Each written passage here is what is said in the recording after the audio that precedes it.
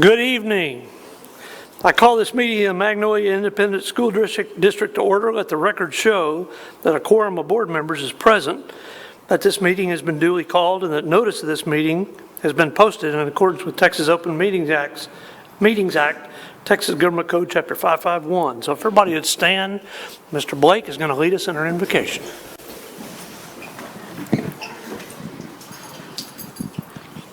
As a tradition, please join me as we pray.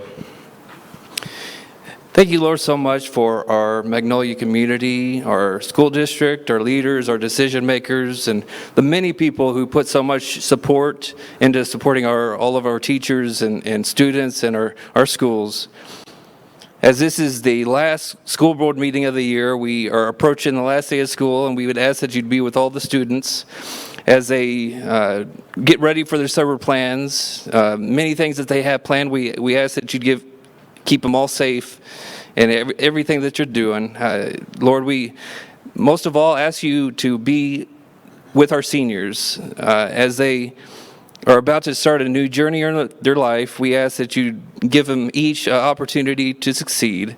We ask that you would give them the guidance that they need to make the right decisions and help them to overcome any obstacles that they are going to face.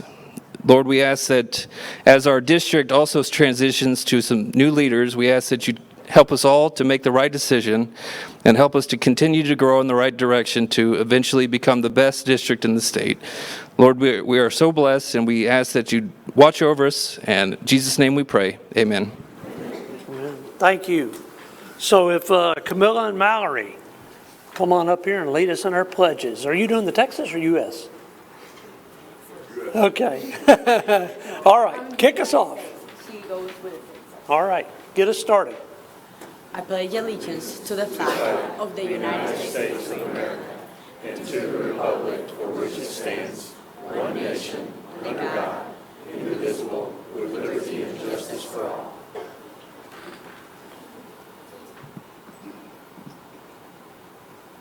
Honor the Texas flag. I pledge allegiance to the Texas, one state under God, one and indivisible. Thank you. And if we would do the Williams one first. Be seated.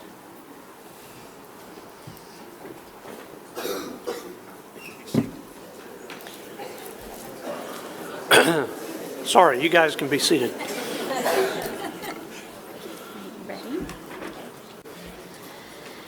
Thank you, everyone, for this opportunity. To the board, Dr. Stevens. I am Angela Martinez. I'm the principal at Williams Elementary, and I am thrilled to announce our student of the month, Mallory Freese. Mallory is a fourth grader at our campus, and she has been there since kindergarten. She is one of the most polite children that you will ever meet. Genuinely greets you with a smile and wants to know how you are doing and encourages you. I asked her some of her favorite things, including why she loves school, and she told me because she likes to meet new people and friends and make new friends and meet new people as she goes up each year. And I believe that she meant that. When I asked her what her favorite subject was, she said that it was math. And she says because it's fun and it's easy.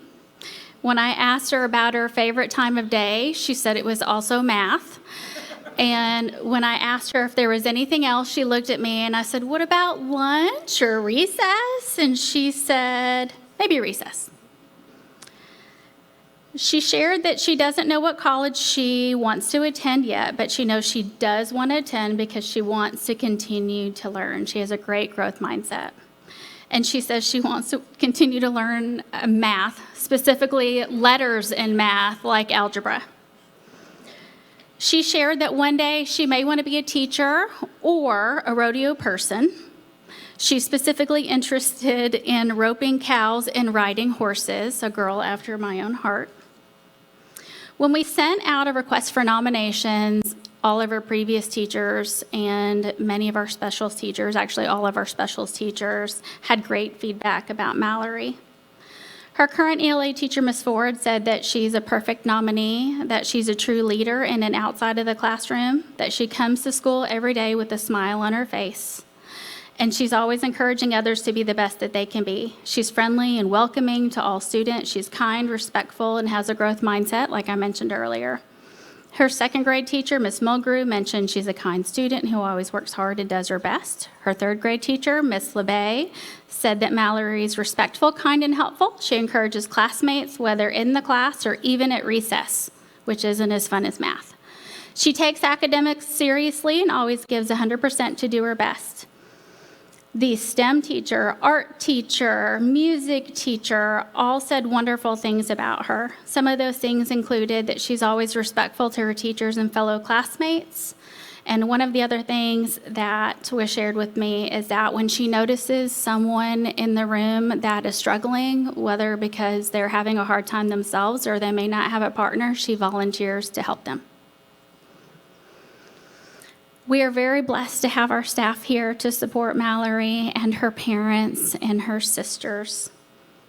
But we are more blessed to have her at our campus. We all love her and the positive impact that she makes. Thank you for making a difference, Mallory.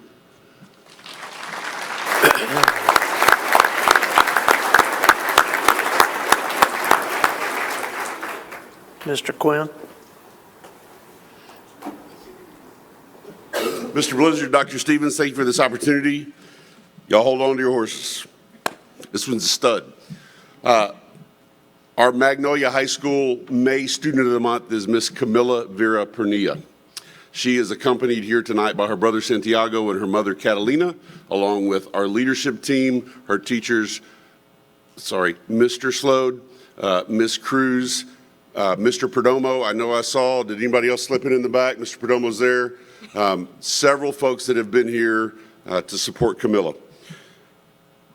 She is determined and was determined to find a future she and her brother had only dreamed of.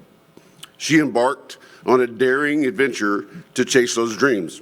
Alongside Santiago, her younger brother, she made her way to Magnolia from Maracaibo, Venezuela, where her ambitions extended beyond the borders of her hometown. She began her Magnolia ISD journey in August of 2022 to begin her junior year at Magnolia High School, knowing little to no English. It quickly became apparent to all of us that her determination and passion were unmatched. In just a few short months, she had already grasped the English language. She excelled in her studies, fueled by the belief that education was the key to unlocking doors to the future. Camilla persevered, despite the challenges of adjusting to a new culture and language. Camilla dedicates many hours to her studies while also balancing a 30-hour a week work schedule and a youth leadership role at her church. She's enrolled in AP courses, maintains a 3.8 GPA, and Dr. Garza, she's already also obtained her AutoCAD certification while at Magnolia High School. Her determination is unwavering to get one step closer to her ultimate goal, which is to enroll at either MIT or Rice University and study architecture. This month, her creativity and artistic talents were on display, and she earned a second-place ribbon at the Magnolia Art Show. According to her teacher, Ms. Arango, Camilla is more than an ordinary student. She came to the U.S. the week before school started last year and did not know basic English. She would come to class early, she would stay during Bulldog Block, and she would ask many questions about the nuances of our language. She would take notes, she would abandon the translator, and she would ask me to speak to her in English only so that she could hear it repeated in practice. Fast forward to the beginning of this year, several newcomers from her country were also in her grade level, and she asked our EB instructional coach, Ms. Vargas, to put those students in the same class as she was in so that she could also help them move forward. And they would have some extra support because she understood the concepts. Currently, Camilla is working as a hostess at Mezcal Cantina. She is also heavily involved as a youth leader at her church. And after graduating from Magnolia High School, she'll begin an internship program that will allow her to gain the experience and knowledge that will make her a qualified candidate for either MIT or Rice. As Camilla has chased her dreams across continents, her story became a testament to the power of passion and perseverance. Magnolia High School and anyone who gets to know her is better because of Camilla. As Mr. Slode writes, Camilla is one of the most positive learners I have had the pleasure of working alongside. While doing so in a second language, she is learning on the fly. Her curiosity is insatiable and her pursuit of excellence is never ending. Her deep well of optimism is recharged continually by her unwavering faith in the knowledge that her real journey has just begun. She is an amazing young woman who is gracious and giving of herself to her school and her church community. Her grit, her determination to succeed, her caring nature to provide the best opportunities for her and her little brother. Her willingness to help others and her positive attitude make her unlike anyone we have ever met. We are beyond proud of Camilla and all she has accomplished thus far, and we'll gladly hang our hat on her because we know as a Magnolia High School graduate there are great things in her future. Please help me congratulate Magnolia High School Student of the Month, Camilla Vera Pernia.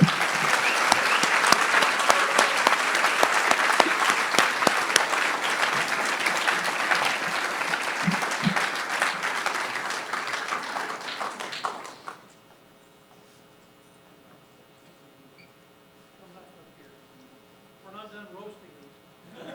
Roast, that's a bad word. We're not done complimenting. I tell you, with the trajectory, wow, this is quite the story. With the trajectory, do you like math? With the trajectory these guys have, I mean, it's just amazing what we might see and hear from here shortly. You have to know that we do this every month, but for only one campus per year. So you represent your campus, Mag High and Williams, for the whole year. So it's quite an honor. So it's a big thing. Congratulations to you. We're just so proud of you. We want to hear and see what you do next. This is one of the most exciting parts of the evening for us. So we look forward to hearing what your next steps are. So let's give them a round.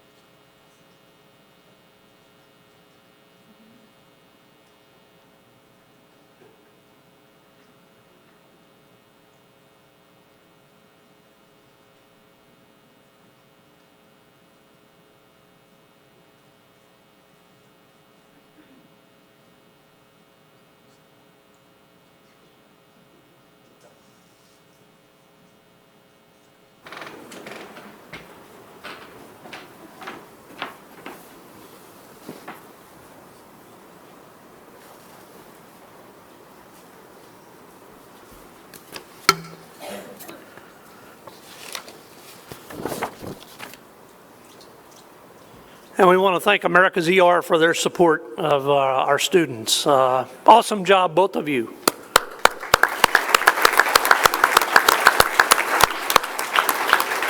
All right, Dr. Garza, you're next.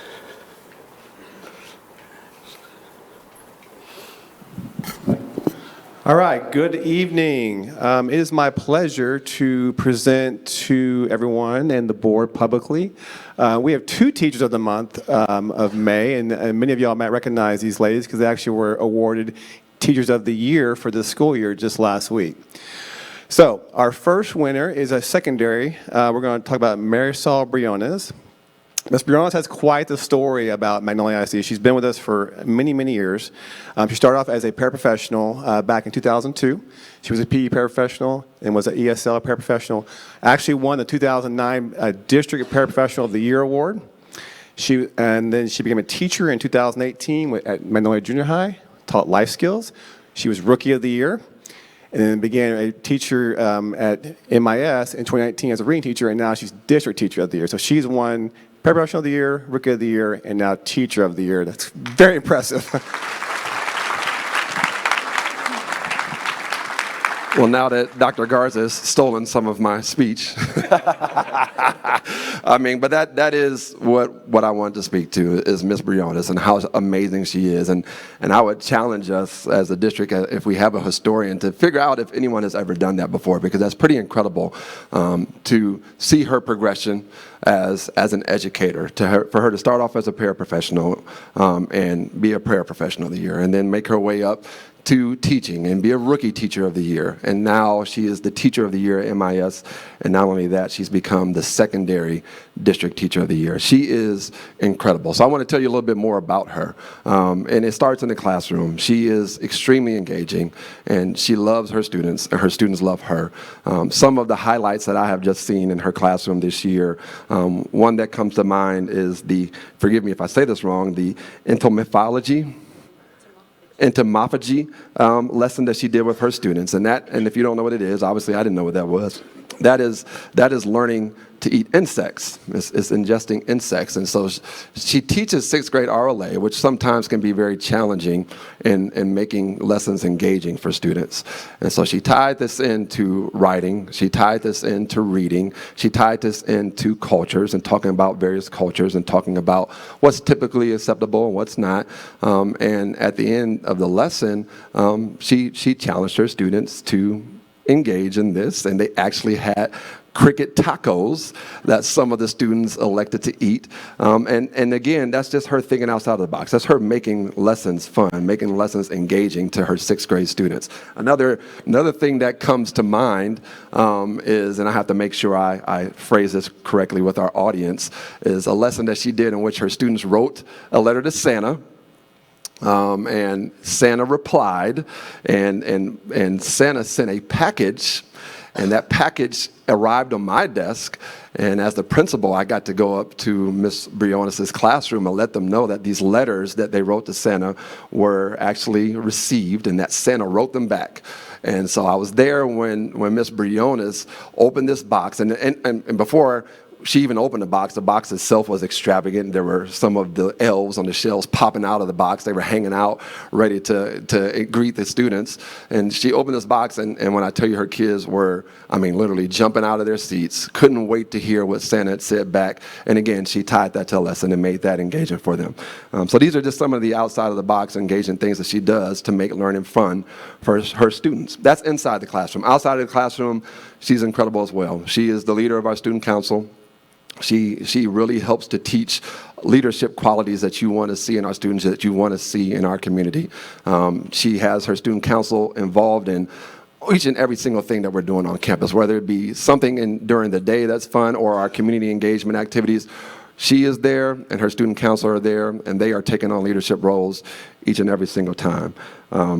That's just some of the things that I see in Ms. Briones, but our staff sees this too. You know, our process for picking a teacher of the year, it starts with us having staff members nominate who they feel should be a teacher of the year.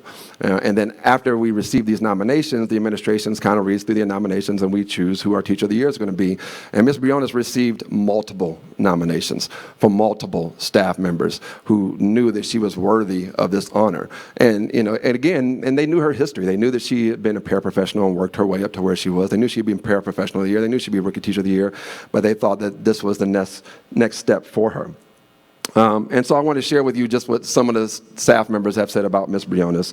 Ms. Bagwell, who's our special education department leader, says, I've worked with Ms. Briones as her co-teacher on the 6th grade RLA team, and she's had my own child in her class. I would love if every teacher my children had shared Ms. Briones' enthusiasm and passion for what she does. She stays positive. She puts all she has into her lessons on a daily basis and truly loves the children at MIS. Ms. Briones does a great job designing her instruction to reach EB and SPED students. She uses a variety of teaching strategies, always willing to try new things and make lessons exciting for her students. Ms. Briones' classroom management is superior, as she rarely has behavior issues because the students respect her and know her expectations. She brings great ideas to her team during planning. In addition, she is always pouring into her RLA students and sponsors and her STUCO students as she helps to support them and support our positive culture at MIS. Ms. Golden, who's our 6th grade counselor, said, Marisol is a force to be reckoned with in the classroom. She not only teaches them, she pushes them and challenges them, and they all know undoubtedly that they are loved by her. Her classroom performs at a high level with amazing behavior as well. Marisol not only gives her all to her students in her classroom, but she is also an incredible teammate. She's supportive, positive, and hardworking. She always shares the greatest ideas and is always willing to lend a hand. Marisol also pours so much into her student council group and has made the school and community a happy place because of who she is. So I am extremely proud to be able to stand here before you today and acknowledge Ms. Briones as Magnolia Intermediate Teacher of the Year, as now Magnolia Independent School District's Secondary Teacher of the Year. And I'm hopeful that we're going to see her continue on this trajectory, and we're going to see her become our Region Teacher of the Year and our State of Texas Teacher of the Year. And I tell you, if anyone can do it, it's her. And we've already challenged her to it, and I know she's up for that challenge. So without further ado, if we could please just give Ms. Briones a round of applause.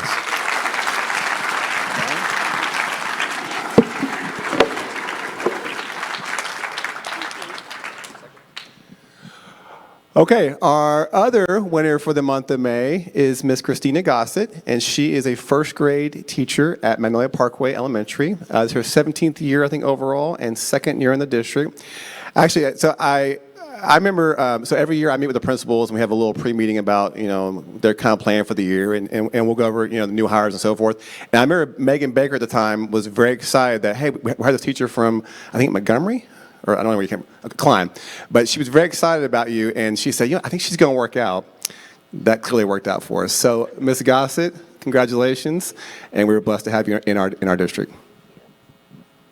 Mr. Blizzard, Dr. Stevens, and the board, I am pleased to present Christina Gossett as the Magnolia Parkway Teacher of the Year and Magnolia ISD's Teacher of the Year.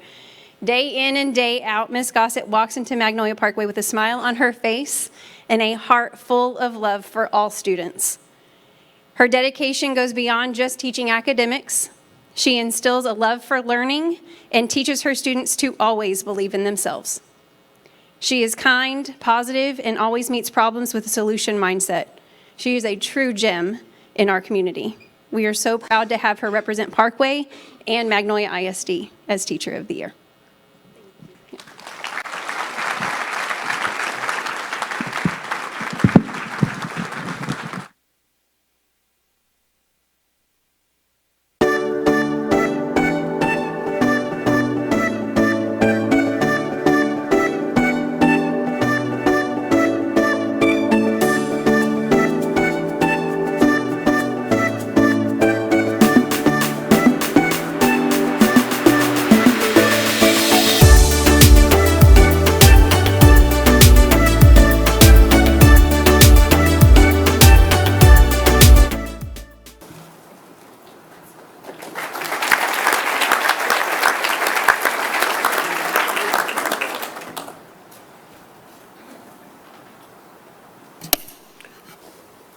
All the way to state, is that what you say? They probably don't know about this, but, so we had the Teacher of the Year banquet, and I'm start talking, and I had to kind of go into the fact that I'm retiring and all that's coming up. But one of the things, I do have one regret, and that one of the goals that I'd set for our district is that we would be represented by our great teaching staff, either elementary, secondary, wherever it came from, and it would be the Teacher of the Year for the state of Texas. I just truly believe in all my heart that we have that type of talent here. So, ladies, no pressure again. That competition will get started here next week. You got to do some writing, got to get ready for that regional gig, and then we're going to go take state. And like I said, told them before, I feel like all their teaching time was on my superintendent watch, so they'll technically be my Teachers of the Year, when they win that award. So I can add that to my list and take it off the regret column. But anyway, what a tremendous legacy in Magnolia ISD for wonderful teachers we have, and you guys represent us in that category, and you represent all of our teaching that takes place in this district, and it has been so amazing over the years to watch how that technically has increased, and a lot of it has to do with the great talent and the energy that they put into it in the classroom and the supervision by so many of our great principals. Thank y'all so much, and I look forward to watching you go on and compete in that future rounds. Congratulations.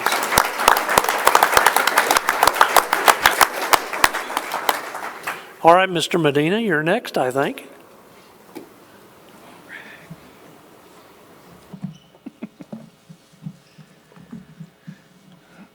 Well, thank you, Mr. Blizzard. And members of the school board, Dr. Stevens, for the opportunity to recognize several fine arts students and faculty for their outstanding individual and group accomplishments as Texas All-State artists, thespians, and educators. Our students were chosen for the respective honor through a rigorous competitive process held across the state by district, region, area, and culminated all the way through.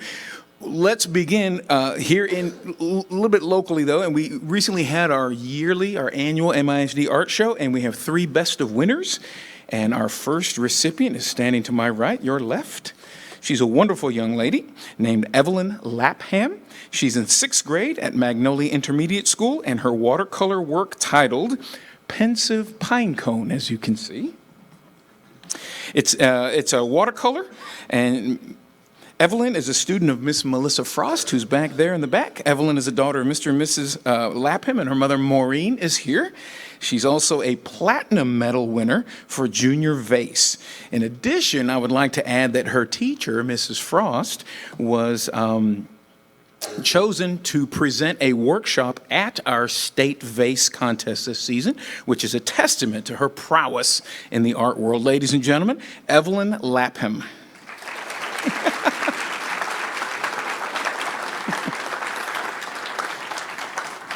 Miss Hope, are you there? Or Miss Myers? I'm going to send her your way for a picture. Oh, right there. Miss Hope. Our next 2 candidates, we're going to go on with the, there it is. Our next 2 students are not here, but I'm going to give them a little shout out. Another best in show at our recent showing was 8th grader Maximus Antonov and his acrylic paintwork titled Goals. Antonov is a student, Mr. Kent Byers, who's back here, runs our art program at BBJH. And Maximus is a wonderful young man, and he may very well be driving around in that Porsche he's so expertly created. Our next student is Kayla Lopez. She's a junior at Magnolia West, and her oil and wooden panel and found objects titled That's Heavy is a student of Mrs. Destiny Ortiz, and Kayla could not be with us tonight, but those are our 3 best in show winners here at our MISD art show. Moving on to state. Our 5, y'all getting excited, you're coming up next. Our 5 state vase, which is our visual art scholastic event students. This event begins with regional events throughout the month of February. Our state of Texas has 20 educational region service centers. Students are interviewed, their artworks juried by certified jurors. A rating 4 is a mark of exemplary work. This qualifies a student to be entered into the state vase area event. After the jury process is complete, artworks that qualify to participate are then processed for the state event. We had 5 qualify this year. State qualifying artworks are assessed by jurors from across the United States. Artists who receive a rating 4 exemplary at the state event are awarded a state medallion and named all-state artists. Artists artworks receiving a rating 4 exemplary at the state event are eligible for consideration for the highest honor in vase, the Gold Seal Award. Students selected as Gold Seal winners receive a Gold State Medallion and their artwork exhibited in a variety of venues across the state, culminating in the Gold Seal exhibition at the annual TAEA Fall Conference. Cynthia Gonzalez, here are our kiddos that went to state, the 5 of them. And those numbers are kind of small, but it started out with a process of over 33,000 entries, and they cull it down. There's only 165 state or Gold Seal awards, and we had great representation. There is Cynthia and her wonderful smile standing next to her work at the contest. And there's her piece of artwork called Existential Dread. Not only is she a Gold Seal winner with that, she's also a silver medalist. Our next 2 students, here on the left, if I did this right. Oop, did I do that right? Let me go back one. The one on the left is Esmeralda Lugo. He's a junior at Magnolia High School and a state silver medalist. He's a daughter of Hilario and Armando Lugo, and a student of Ruby Ramirez. And Ms. Ramirez writes, Esmeralda is completing her 2nd year in art and an active member of the Honor Society. She's hardworking, sweet, and talented, especially when it comes to using charcoal as her medium. Esmeralda was also one of our district finalists for rodeo art this year. In the middle, that middle picture is created by Mark Magana, a sophomore here at Magnolia High School and also a state silver medalist. And Mark's the son of Sonia Oregon and Ismael Magaña, and a student of Miss Ramirez, who writes, Mark is currently completing his second year of art and an active member of our National Art Honor Society. He's talented in various mediums, including digital art and graphite. And our final one on the right hand side, that beautiful little puppy dog there, is created by Madeline Murdoch. And where's Madeline? Come on, I knew you were up here. Come on up here. I know I had one of them here. And her teacher, Miss Alexandra Chavez, come on up. Ladies and gentlemen, this young lady is Madeline Murdoch. She's a sophomore at Magnolia High School and a state silver medalist. She's a student of this young lady here, Miss Alexandra Chavez, who writes, Maddie has been in our fine arts program for 2 years. Her accomplishments include medaling for vase both years, including a silver medal this year. Her piece is titled Maverick, the one on the far right, and was created to honor her beloved family dog. Madeline recently received a third-place ribbon in our district show. She's a highly talented young lady who's destined for greatness in art and in life. Maddie is with the daughter of Darren and Danielle Murdoch and her 2 sisters, Joycelyn, who attends Texas Tech, and sister Caitlin, who's a student at Bear Branch. Ladies and gentlemen, Madeline Murdoch. If you're going to grab a picture. On the left is Cynthia, our Gold Seal Award winner's second piece that also earned her a silver medal. And that piece is called, I can't read that far. What's the name? Yeah, Nikki's a Mess. And I asked her, who's Nikki? And she goes, we're all Nikki. And then the one on the right is Judith Rodriguez, who's a senior at Magnolia West. Not only is Judith an incredible artist, she's also a state silver medalist, and she's also one of the drum majors at the Magnolia West High School Band, and she's a student of Mrs. Destiny Ortiz. And her painting is titled Vigilant. Ladies and gentlemen, those are the 5 recipients that represented Magnolia ISD in the state vase contest this year.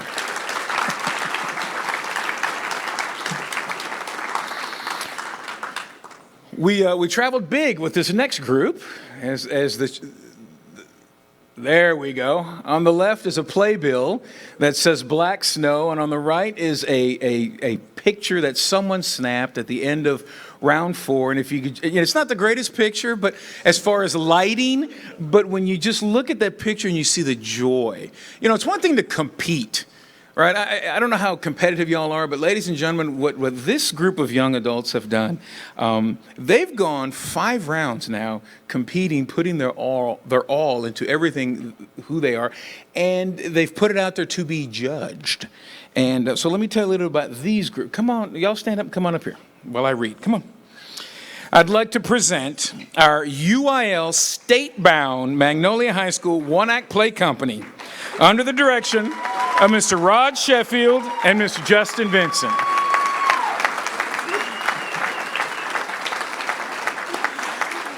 These exceptional thespians have excelled in the first 4 rounds of contest. At round 1, UIL District, they were awarded, when I mention your name, please wave, honorable mention cast Avery Depper, all-star cast Tice Mitchell, best performer Dean Baumgardner, top overall crew Magnolia, Emily Martin, Kai Allen, Jacqueline Vasquez, Tracy Chalico, did I say that correctly? Well, all right then. And Cadence Gleich, did I pronounce that correct? All right then. It's very important to say that correctly. And they were named UIL District Champions. At round 2, UIL By-District Contest, these students were awarded honorable mention cast Arli Petty, all-star cast Tice Mitchell, best performer Dean Baumgardner, top technician Kai Allen, top overall crew Magnolia, Emily Martin, Kai Allen, Jacqueline Vasquez, Tracy Chalico, Cadence Gleich, and named UIL By-District Champion. That's round 2. At round 3, UIL Area Contest, these students were awarded honorable mention cast Travis Escobar and Megan Finley. All-star cast Tice Mitchell, best performer Dean Baumgardner, top technician Emily Martin, top overall crew Magnolia, Emily Martin, Kai Allen, Jacqueline Vasquez, Tracy Chalico, Cadence Gleich, and, you guessed it, named UIL Area Champion. At round 4, guys, this is throughout the state, right? We start close by and then we start incorporating bigger and bigger areas of Texas, right? One of the contests was in Killeen, right? Yeah, that's a bad drive, so far away. Whew. But it doesn't matter. they know how to handle the stage. Round 4, UIL Region Contest. Our students were awarded honorable mention cast Dean Baumgardner, all-star cast Tyson Mitchell and Alex Becerra, top technician Jacqueline Vasquez, and named UIL Region Champion. And now, this Friday, on to round 5, which is the UIL State Contest. This Friday, May 17th, performance at 7:20 at the Austin ISD Performing Arts Center. We hope to see you and yours in attendance, ladies and gentlemen. From Magnolia High School, your all-state, one-act, state-bound theater company.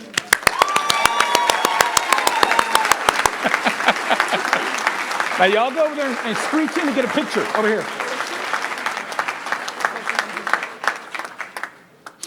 Now, they can't do all that by themselves. They think they can, and they probably could. But all this greatness that we've been able to talk about is because of a dedicated faculty, exceptional faculty, not just in the arts, it's everywhere.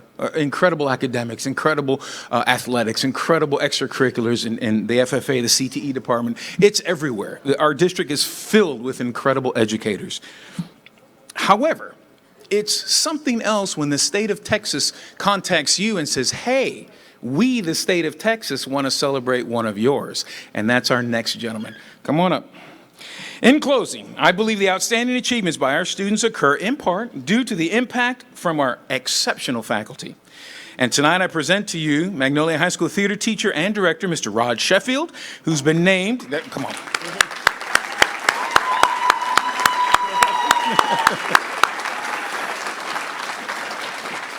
Mr. Sheffield has been named one of only 15 sponsors from across the state as UIL Sponsor Excellence Award recipient. Mr. Sheffield has 35 years of teaching experience, the last 12 spent right here in Magnolia High School.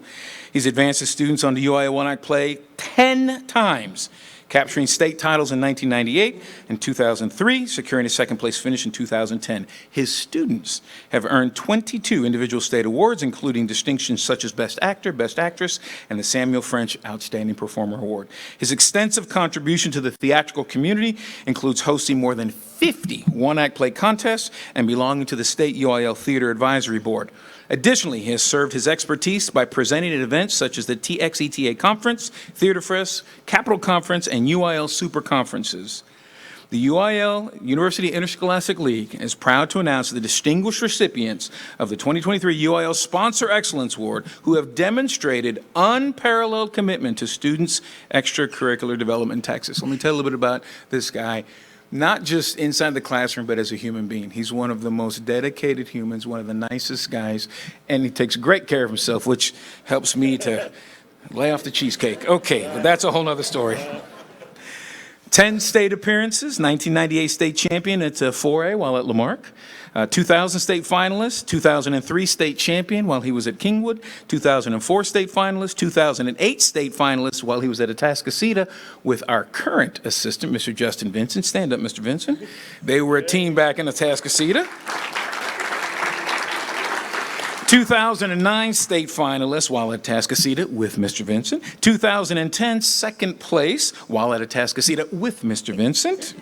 2016 state finalists here in Magnolia, 2007 state finalists here at Magnolia, and of course this year, 2024 state finalists here in Magnolia, along with Mr. Justin Vincent.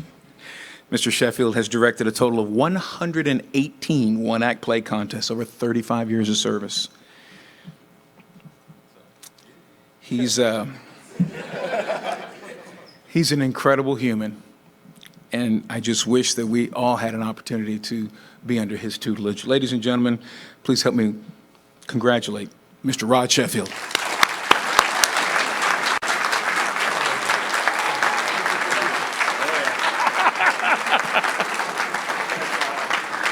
Congratulations to our exceptionally talented students, along with their families, our faculty, our campus and district administration and community for your continued support.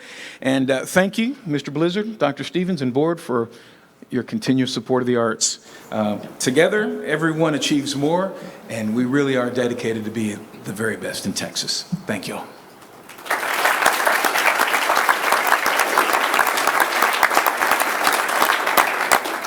This Friday, Rod, is it right? Yes. This Friday.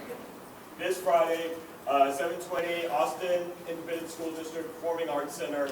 We are the 6th show of 8, and tickets are online. Go to magnoliadrama.com. You'll get the link.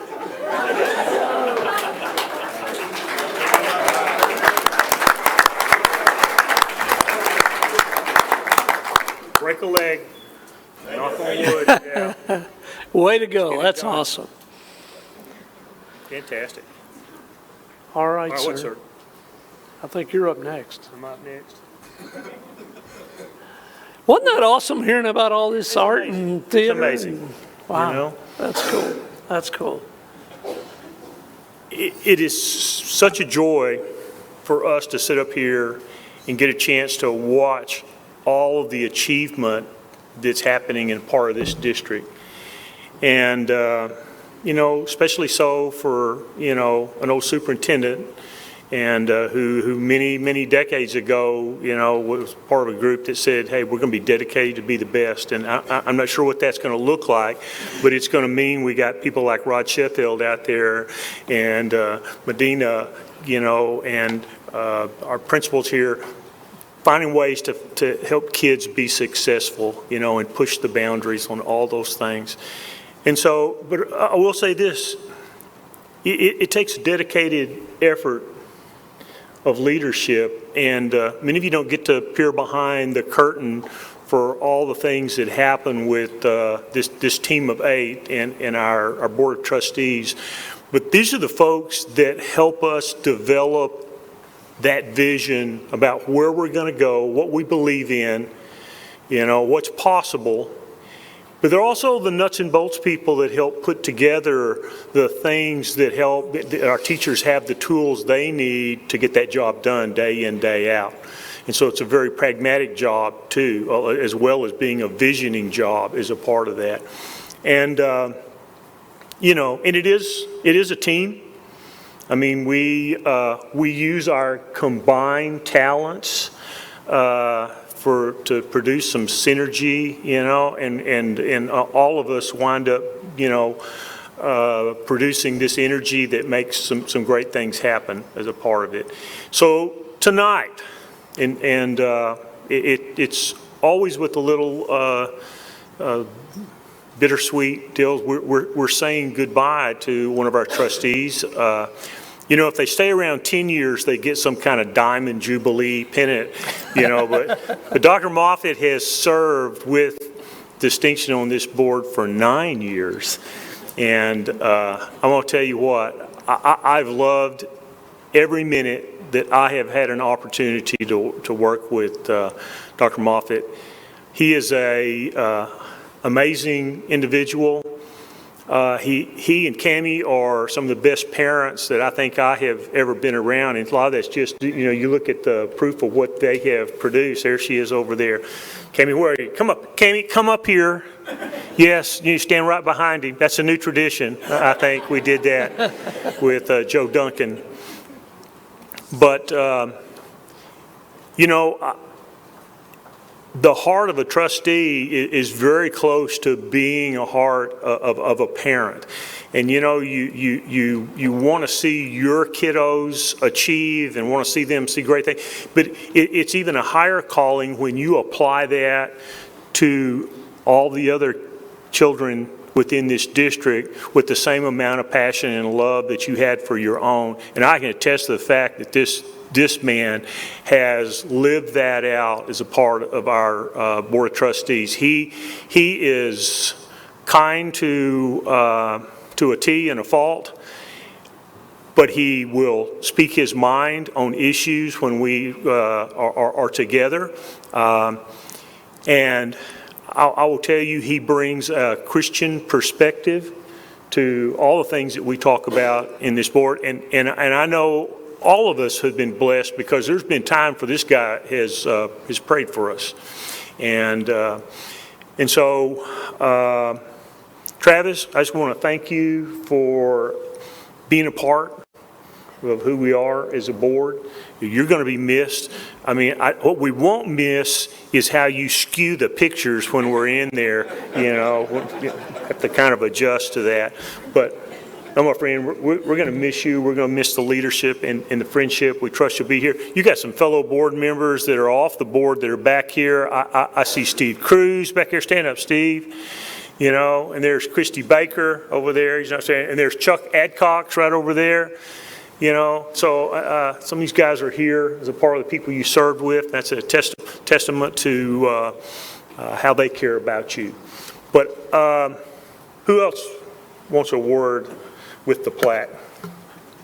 I won't turn down an opportunity to tell Travis thank you. I'll tell you what, serving with Travis is, we always say, an honor and a privilege, but it's a true blessing because this is just a stand-up guy. None of us can say enough good things about him, and I just appreciate his leadership, but more than that, I appreciate his servant's heart, because that's what he led with, that's what he guided with, that's what he spoke to us from, and it was fantastic, and I appreciate that from the bottom of my heart. Thank you for everything you've done for us. Thank you.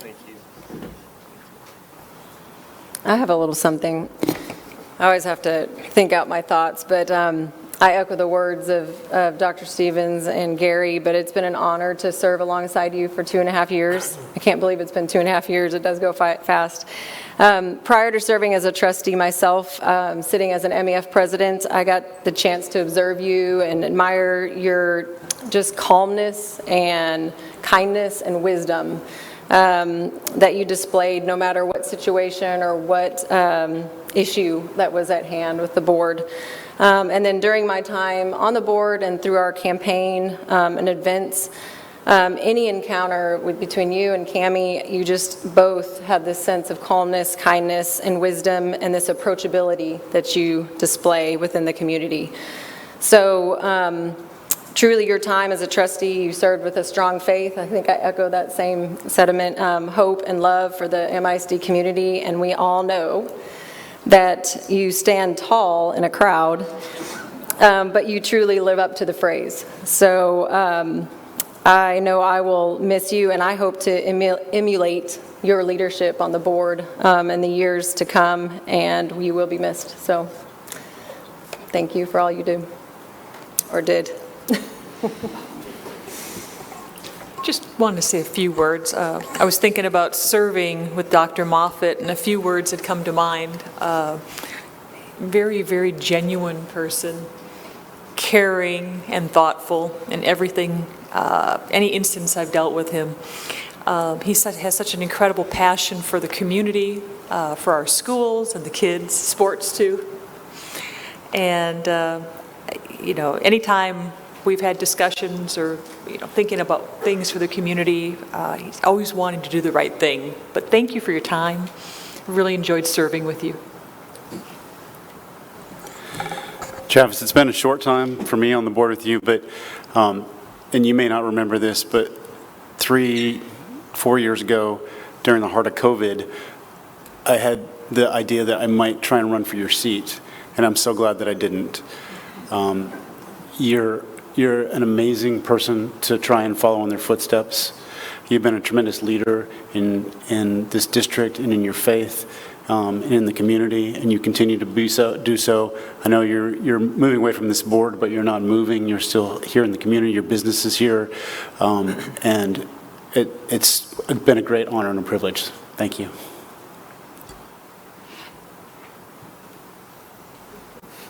Uh-oh.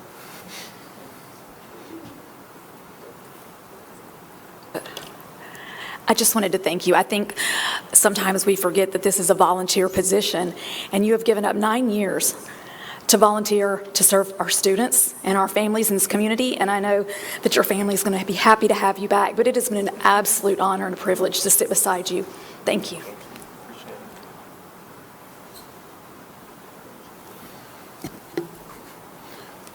Well, and I want to say, piggyback off of that, Cammie, thank you for letting Travis serve for those years. And I know, you know, there's time involved in this. And it's not only time here, but sometimes he gets pulled away. I know, even at the office. I mean, people, but we certainly appreciate it. And I also can't pass by a teachable moment that for our students here, 9 years of volunteer service, this is what true servant leadership looks like. I mean, he didn't get paid for this, but his whole goal was to figure out a way to make this district better by his service. And that's a lesson for us to learn. At some point, we need to find places we can be engaged and make a difference in our community. And this gentleman has done that here in Magnolia ISD. Dr. Moffitt, because you serve, this is a better district than it was when you got here. On behalf of the district, in recognition of your service to Magnolia Independent School District and Board of Education, your presence has enriched the lives of students and served as an example for all. Congratulations. Thank you.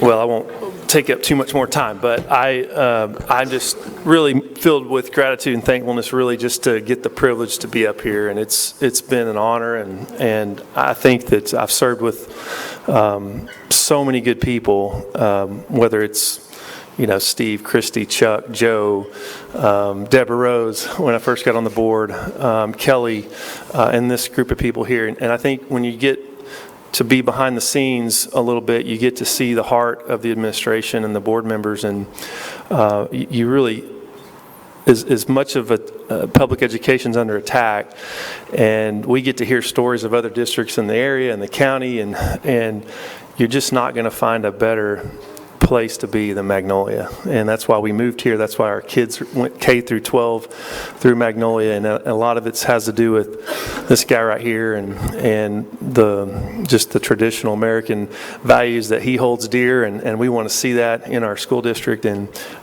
in whatever area you're in, whatever extracurricular event you're in or academics you're in, it's just a really special place, and thank you all for letting me be a small part of it, and I will continue to pray for you guys and for David, and coming up and tag you're it, and but it's been great. Thank you all.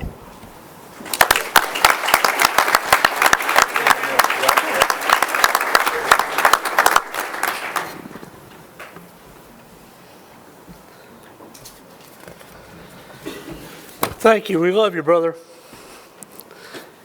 Okay, we're going to do something a little different. I don't know how familiar you guys are with our agenda each week when we do audience participation, but we're going to have a couple of votes that we have to take, and law requires us that we have an audience participation section before we take those votes. So we're going to have actually two of those sessions tonight, but the first one is going to be now. So have we got anybody signed up to speak? Okay, that's what I have here. All right, Miss Christy Baker, if you can come down and join us. And what I'm going to do is read our instructions that you know all so well. Participants must have turned in a request form 15 minutes before the start of the meeting. Those who have registered will be allowed 3 minutes to address the board only on items 6A through C, which is what we're about to vote on, which is why we have the audience participation beforehand. Those audience participants wanting to speak on any other matter will have the opportunity to do so after our break and must have completed a separate audience participation form. So, Christy, thank you. Thanks for having me. First of all, hello to everybody. Secondly, I'm a little hoarse, so I'm going to be more quiet than you're used to, which I know you're happy. And I'm going to be brief because I'm timed. So I'm literally here just to speak on behalf of thousands of parents who are busy right now or don't think about coming to do this. And just say every single thing you've said nice about each other, I want you to go home and I want you to say it to yourselves, because you work so hard at this, and I know those of us in the 9-year club, you get to the end of it and you think how fast it went. Darcy just said, Joshua just said it would go so fast. She's been here 2.5 years already. it does go by fast, and you're doing all the things, and you don't realize all the things you're doing. So working with young people and giving them confidence, whether it is the person greeting at the door or the person sweeping the floors or the person who sits at the top of the food chain making the decisions, you can't do anything in this life that creates more impact, that has more of an exponential effect than working with young people. So on behalf of the parents who are sitting here and the taxpayers who are sitting here and all of the parents who aren't sitting here, I want you to hear someone say thank you. I want you to hear someone say good job, because it's not an easy job, and it's definitely not easy right now. So just keep the main thing, and that will never go away, Dr. Stevens, so that will be the mantra. Thank you so much. If you did the math on how many students you have reached in your career, it might freak you out a little bit, but all of you can run those same numbers. Every administrator in this building right now, and every administrator on every campus, every teacher, every aide, if you do the math of how many students cross your path every day, I want you to realize how impactful that is, and realize that there are a ton of people out there who never come stand here because they don't have anything to complain to you about or to ask you about or to have a question about. All of the people who stay at home and just silently are grateful for what you do, I just wanted to be those people tonight. So thank you very much. Enjoy your summer. You guys rocked it. Dr. Stevens, there really aren't words. And for Dr. Bullock, tag, you're it. And we're all really proud of that too. So you guys just keep on doing what you're doing, because MISD is a great place to be. Thanks for your time.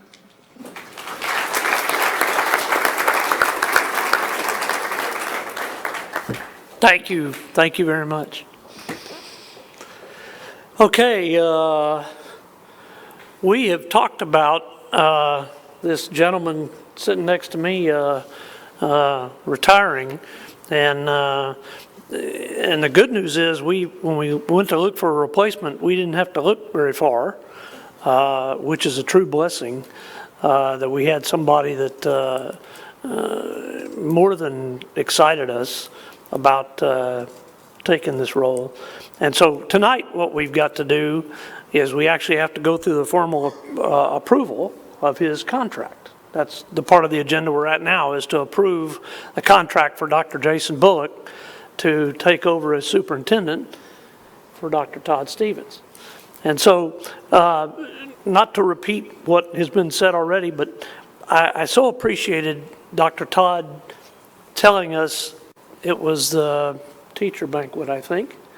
He said, you know, what the cool thing about, one of the many cool things about Dr. Bullock is that he's got a heart of a teacher, and that's what he's bringing to this job. He thinks the same way a lot of us do. We want to keep the main thing, and keep focused on it with not outside agendas, with not spotlights, with not anything other than let's do our job the best we can to make us the best we can be. And that's where his heart is, and that's what we appreciate, I would say, the most. So, are there any other comments by anybody else? We're going to approve his contract at this moment. So has anybody got any comments or questions? Okay, then we need a motion that we approve Dr. Jason Bullock as the superintendent of schools effective today, May 13th, 2024. Motion by Travis, seconded by Stacia. All those in favor? Oh, that motion carries. That passes. Welcome aboard, Dr. Jason.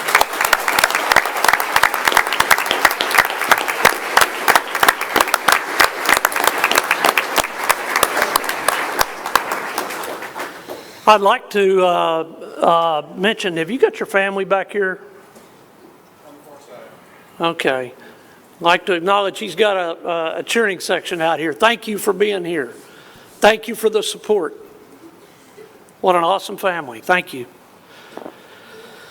Okay, Dr. Morris.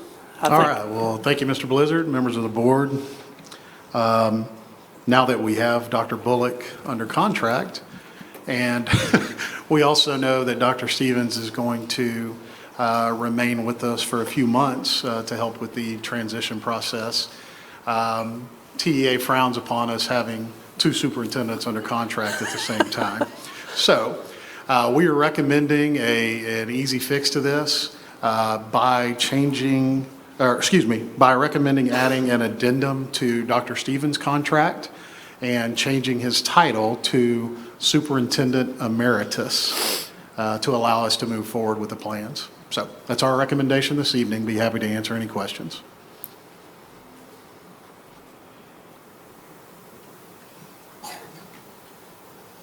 All right, well, thank you. And for those of you who might not know, the reason we're doing that is it allows for a smooth transition between Dr. Bullock coming in and Dr. Todd moving out. So like Dr. Morris said, we can't have two superintendents. So anyway, with that, if there's not any questions or comments, I need a motion that we approve the amendment to Dr. Todd Stevens' contract, reassigning him to Superintendent Emeritus? Is that how you pronounce it? It's a good ring. Effective today, May 13th, 2024. We need a motion. Sonia, seconded by Dasha. All those in favor? You're gonna. Motion carries. Thank you, sir. Thank you, sir.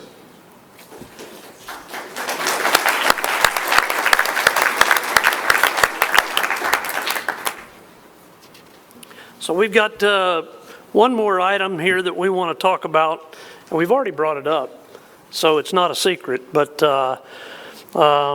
so when we first heard about Dr. Todd retiring, we began to think, all right, how can we honor this guy for all the years of service and all the wonderful things he's done for this district? What can we do to thank him enough? How can you do that? And so we wrung our hands over it, and what we came up with, and it was announced at his retirement celebration, what we came up with was he was very instrumental in putting Alpha Academy in place. That's benefited hundreds of students over the years and will benefit so many more. I mean, he had a heart for that. He fought for that, I think, and got it in place, and it's just a fantastic campus for it. Not many districts have that opportunity for a campus like that, like we do. It's one of the things that makes our district special, one of many things. But he's the one that fought for that and got it put into place, and so we decided that we were going to name Alpha Academy the Dr. Todd Stevens Academy before he leaves. So that's what we're going to do now. Are there any other questions or comments? We've got to formally vote on it. The cat's been out of the bag. We've got the artwork up here, I think. I can't see from behind, but I think it's up here. So it's been known, but we have to formally approve it as a board. So are there any other questions or comments by anybody? Everybody good? All right. Then we need a motion that we approve changing the name of Alpha Academy to the new Dr. Todd Stevens Academy. Motion by Jay, seconded by Sonia. All those in favor? That motion passes. Thank you very much.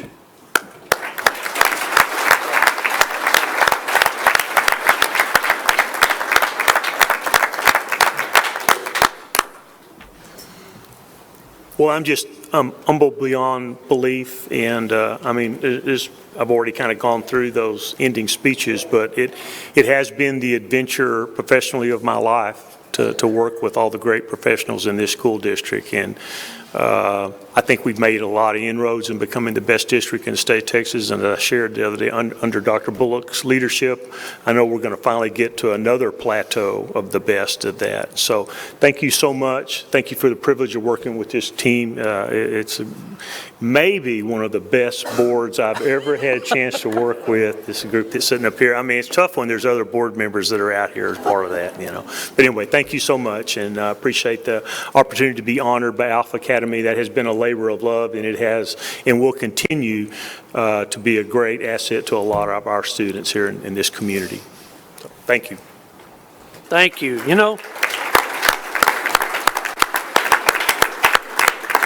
his name is going to be on that diploma from now on, and I think there's an example of it up there. I'm not 100% certain, but it should be in some of the artwork. So we appreciate you, sir.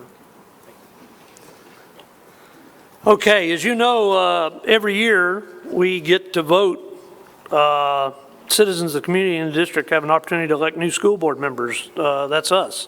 Get to vote for new school board members. And I'm happy to report we didn't have anybody sign up to run in an election. Election is expensive. It's costly for us to have to do that. I mean, but it's what we do when we need to do it. But happy to report we didn't have anybody sign up to run against Jordan Blake and David McCarty, who put his name on the ballot to take Dr. Travis Moffitt's place. So we were able to cancel the May 4th election because of it. So at this time, we need a motion that we certify the candidates for the 2024 Magnolia School Board trustee election and declare the election as follows. Position number 6, which is Dr. Moffitt's, is going to be David McCarty, elected for a 3-year term to expire in 2027. And position number 7, Jordan Blake, elected for a 3-year term to expire in 2027. So we need a motion for that. Motion. Travis offers a motion because he knows he's stepping down. Motion by Travis, seconded by Stacia. All those in favor? That motion carries. Thank you very much. Awesome. So, Ms. Hinkleman, I think you can come help us out with this, right? And your family come up to the front.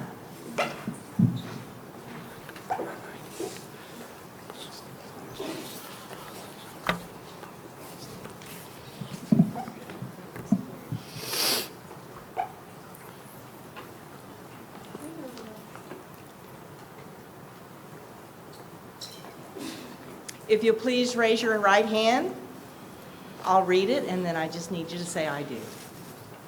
Do you, Jordan Blake and David McCarty, solemnly swear or affirm that you will faithfully execute the duties of the office of the trustee of the Magnolia Independent School District in Montgomery County of the state of Texas, and will, to the best of your ability, preserve, protect, and defend the Constitution and law of the United States and of this state, so help you God? I do. Congratulations. Congratulations. Stay here for a picture. We're looking over here.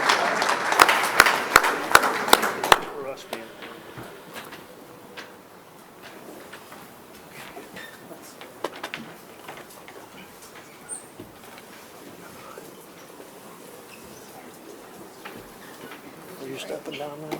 Okay. Why don't we do this? It looks like we've come to the, thank you for your patience. We've come to the end of this part of our agenda tonight. We're going to go into the business part of it in a bit. We're going to take a break, and anybody that wants to come back, feel free to do so. And if you don't, if you want to slip out, you can. Thank you. Thank you. That was a short 5-minute break. Okay. Ms. Hinkleman, have we got anybody signed up to speak for our second audience participation? Okay, thank you very much. All right, I believe Mr. Bruner is up next.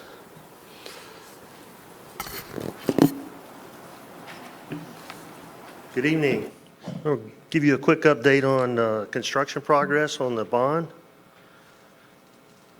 Dr. Bullock. Wow. It's a trip.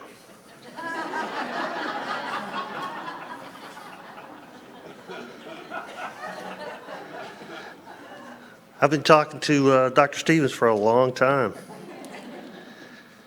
So anyway, Audubon Elementary School, we're getting very close to opening this building. We are down to the finishes and the site work. Here's an aerial view of the campus from the east side. That's the main entrance. Working on canopies, sidewalks, landscaping. Inside the building, let me move on here. Here's a shot from the west side so you can kind of see the progress that we've made on finishes. Here's an interior classroom. So, I mean, we basically got our overhead final from the fire marshal today. We're dropping ceiling tiles. They're going to start putting in the classroom flooring tomorrow. We're just down to the final stages of this, and so we're on schedule for mid to late June completion.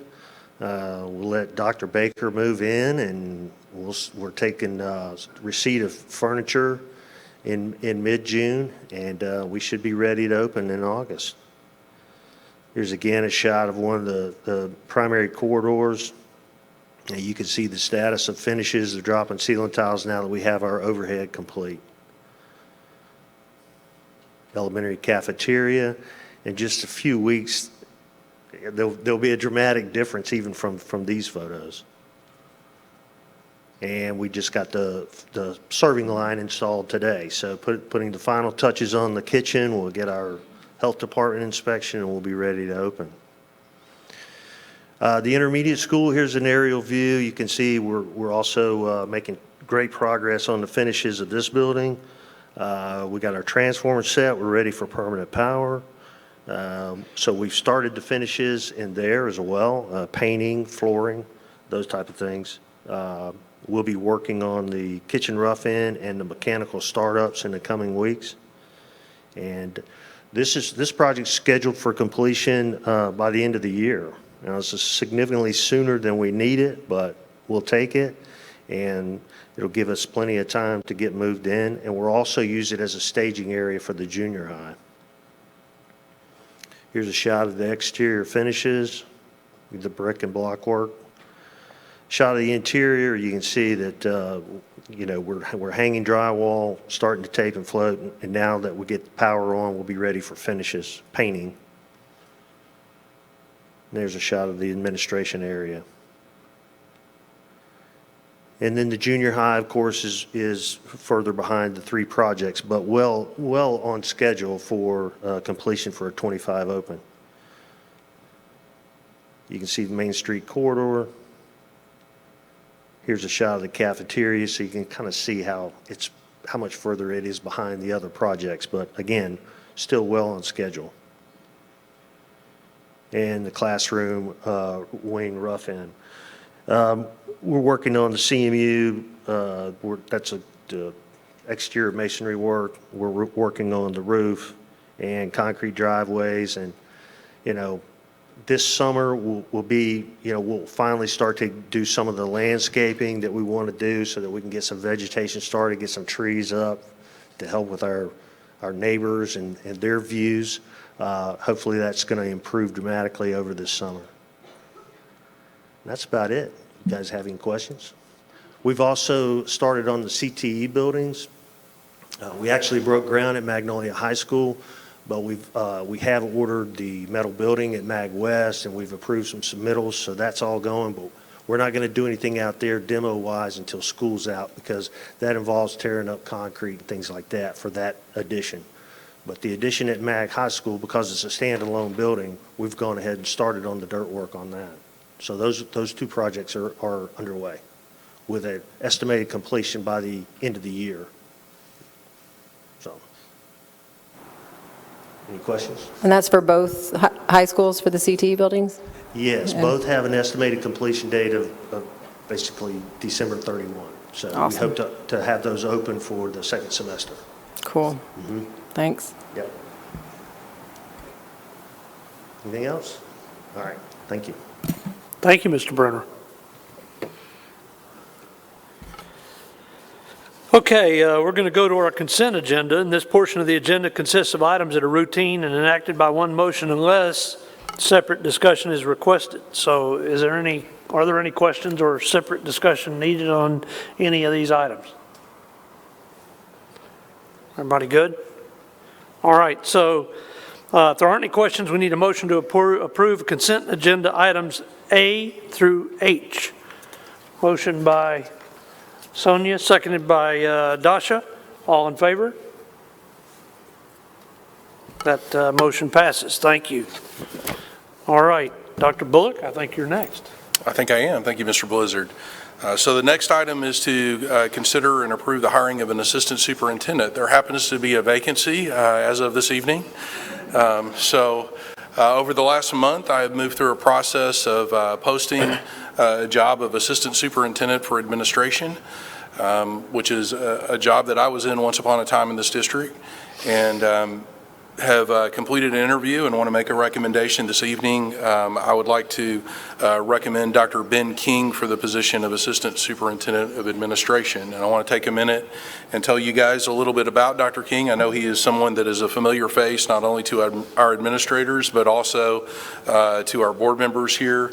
Dr. King is a product of Magnolia ISD professionally. He has spent all but 1 year of his career here in our district, and he has worked as a teacher on both the west side and the east side of the district as the secondary level, and has also served as a principal. He was principal at Bear Branch Junior High and then principal at Magnolia West High School, and had a successful tenure in both of those positions, and the last few years has worked very closely with not only me but also our central office staff in the Student Services Department. So I think Dr. King brings a wealth of experience to this and is someone that truly understands the culture of what we are trying to do here in Magnolia ISD.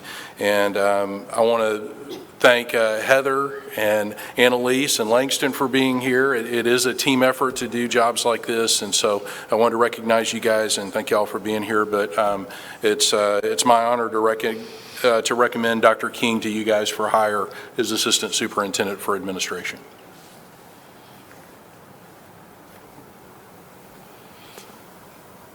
All right. Has anybody got any questions, comments? I think All it's right. a good choice. What? I think it's a good choice. Absolutely. Silence is concurrence, Dr. King. Okay, I need a motion that we approve the hiring of Dr. Ben King for a position of Assistant Superintendent of Administration. Motion by Stacia, seconded by Jordan. All in favor? That motion passes.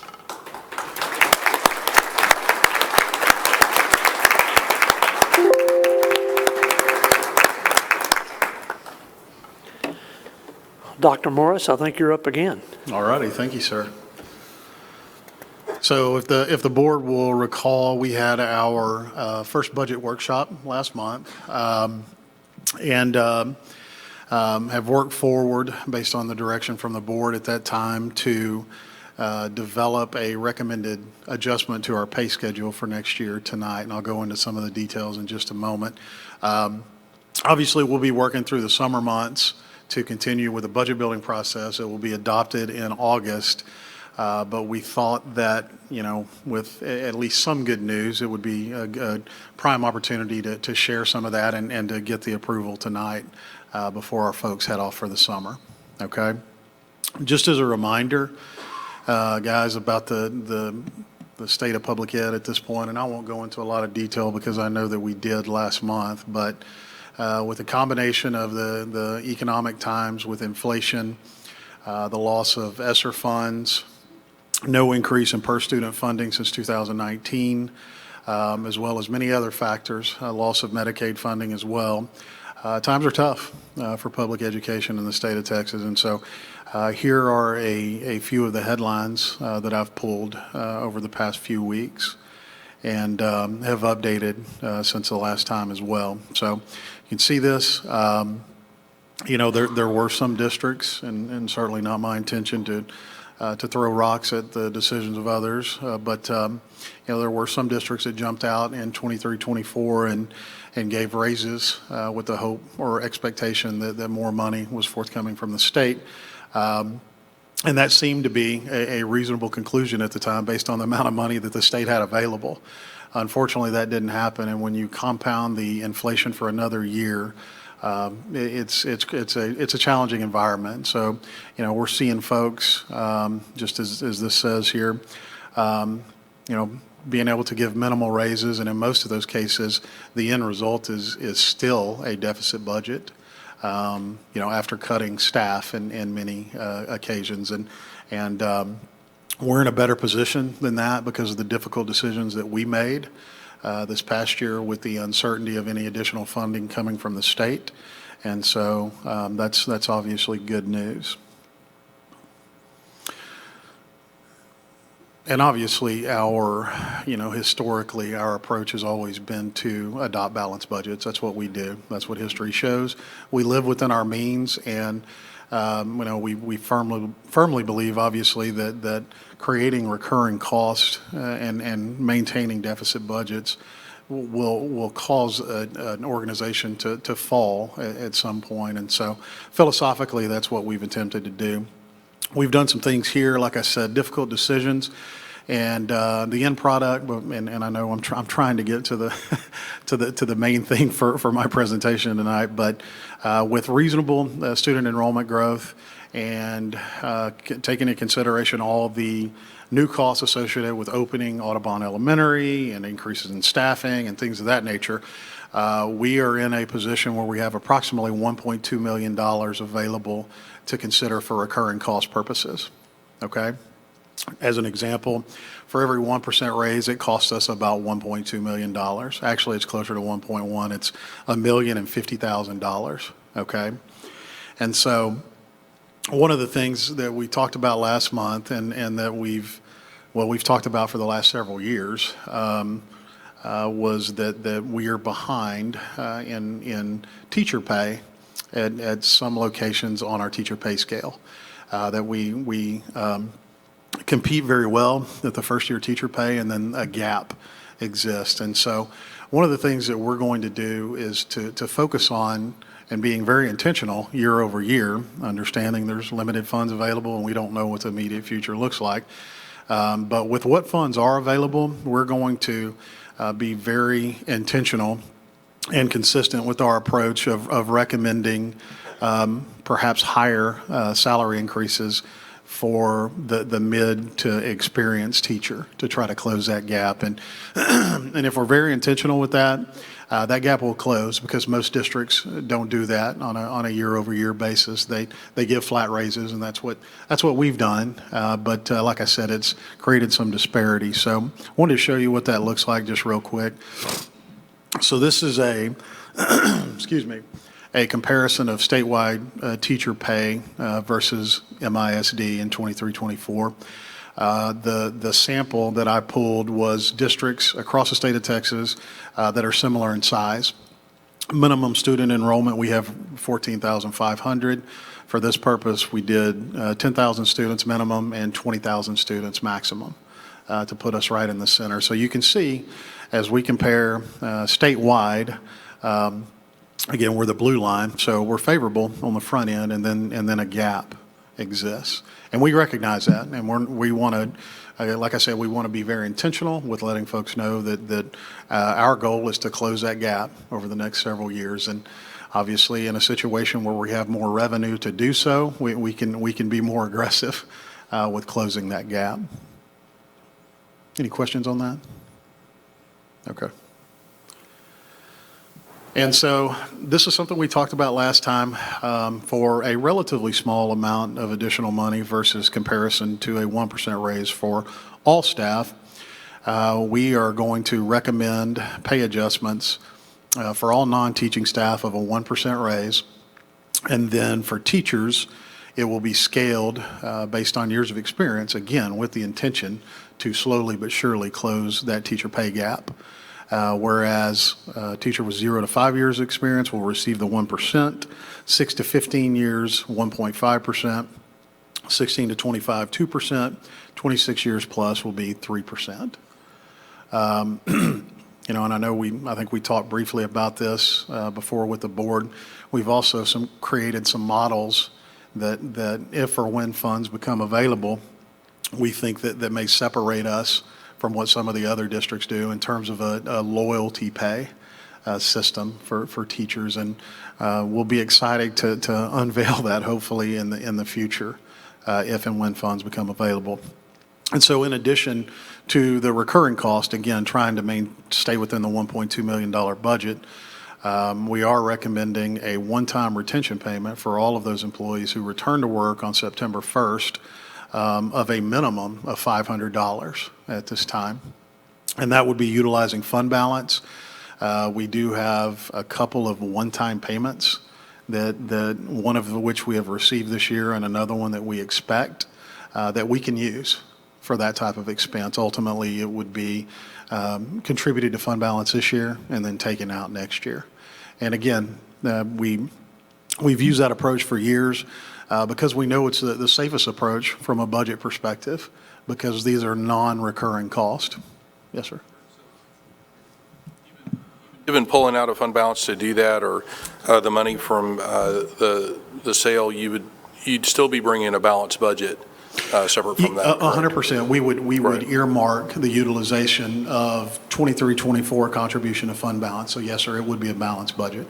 Okay. And again, we're putting minimum on here because, you know, as the dust settles and things become clear from a budget perspective throughout the summer, you know, it could be possible that we could try to be a little more aggressive with that.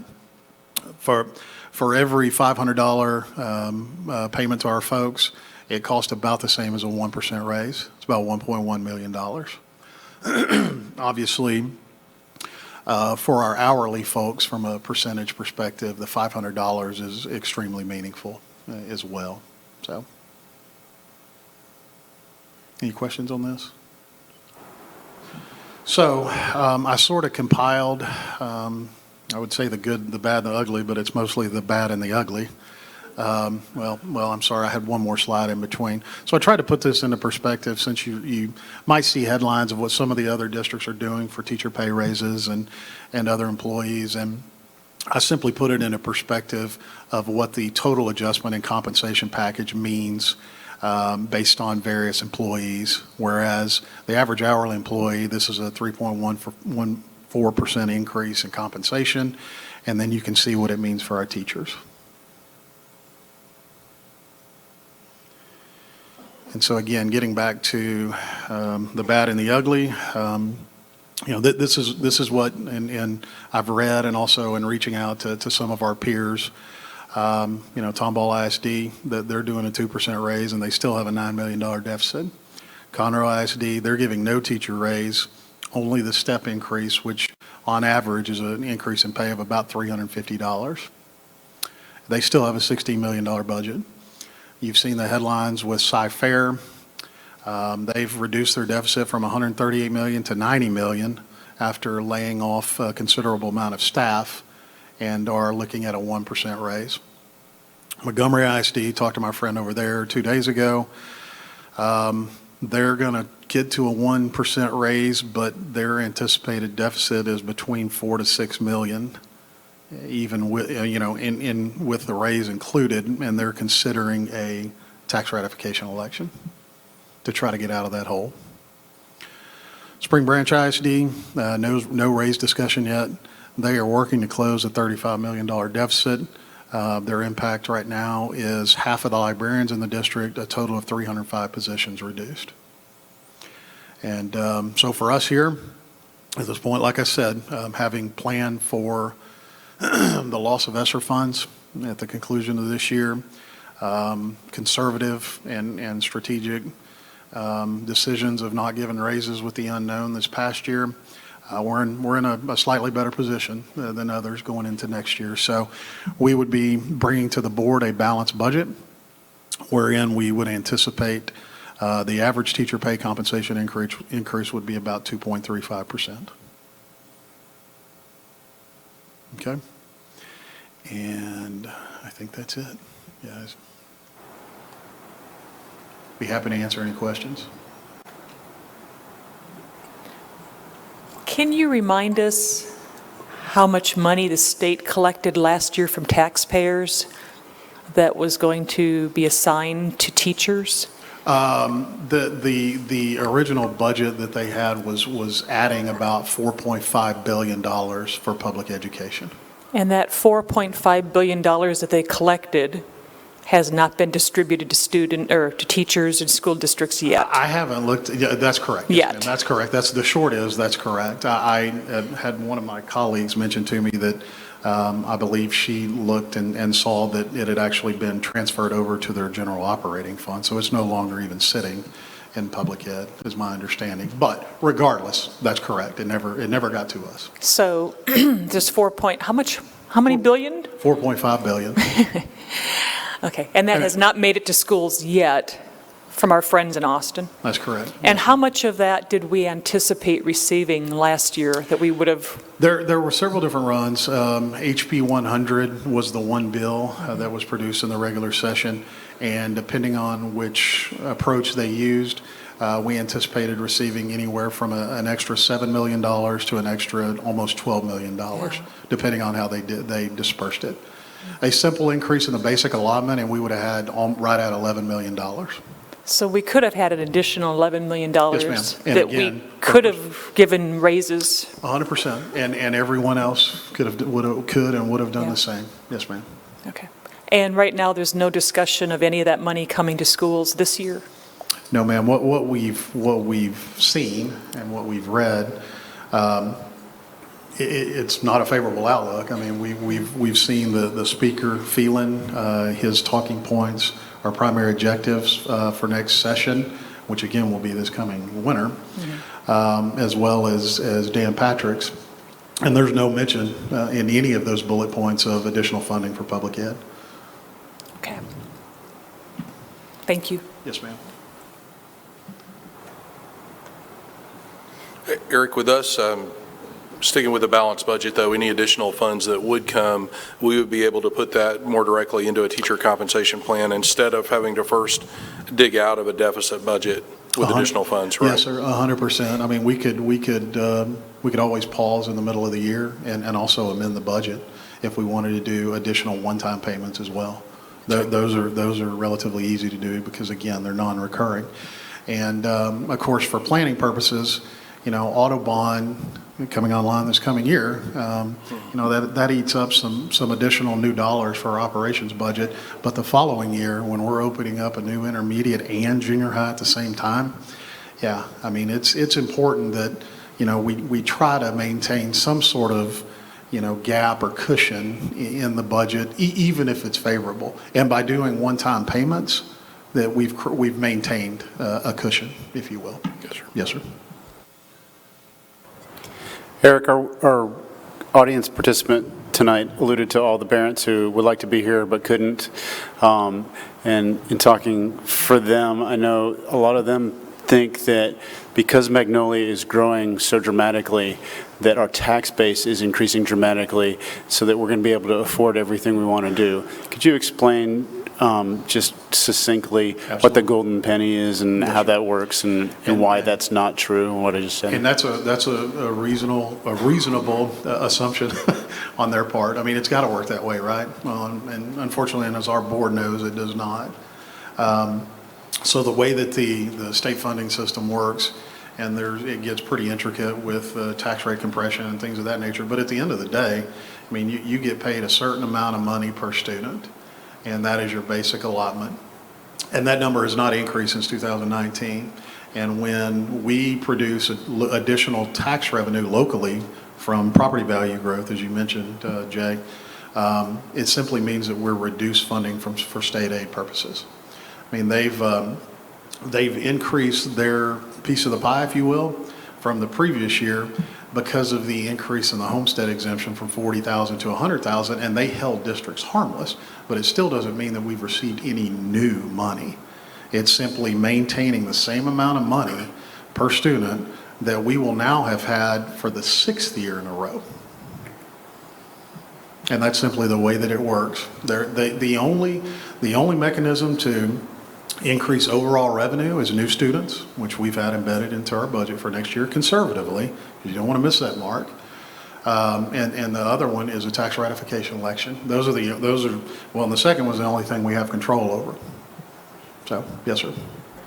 Now, you mentioned the golden penny thing, and I didn't really get into that, but you know, right now, districts have access to a total of 8 golden pennies.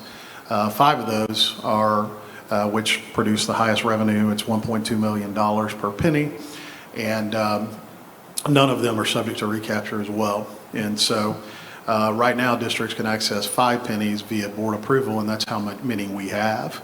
There's an opportunity to go after 3 other additional pennies via a school referendum, if you will, or tax rate election, which requires voter approval. Now, we've run the numbers. Well, I think I've shared some of those with you.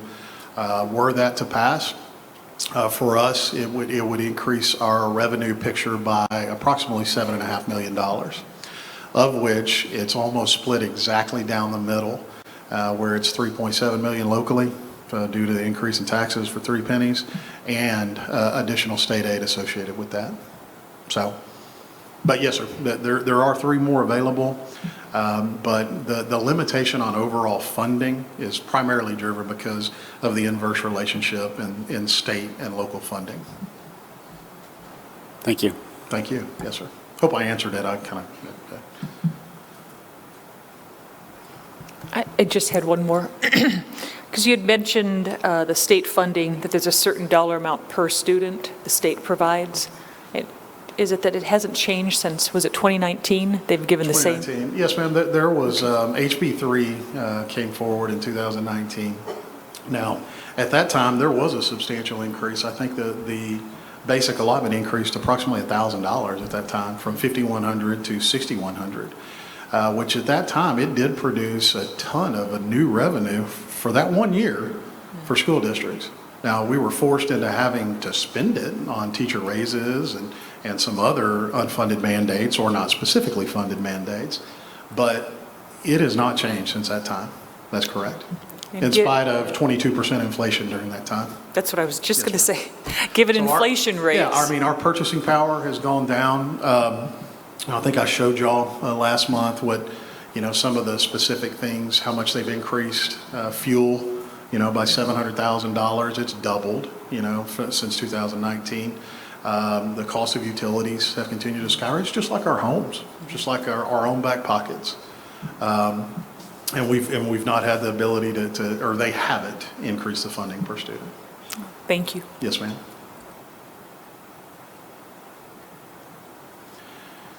So if you guys are good with us, if the board is, you good with it, and again, we won't really be approving this until we approve the compensation plan as part of the budget adoption in August, but this will allow us to move forward with this plan for now. Like I said, with a 1% raise and then scaled based on teacher pay and a minimum one-time payment of $500.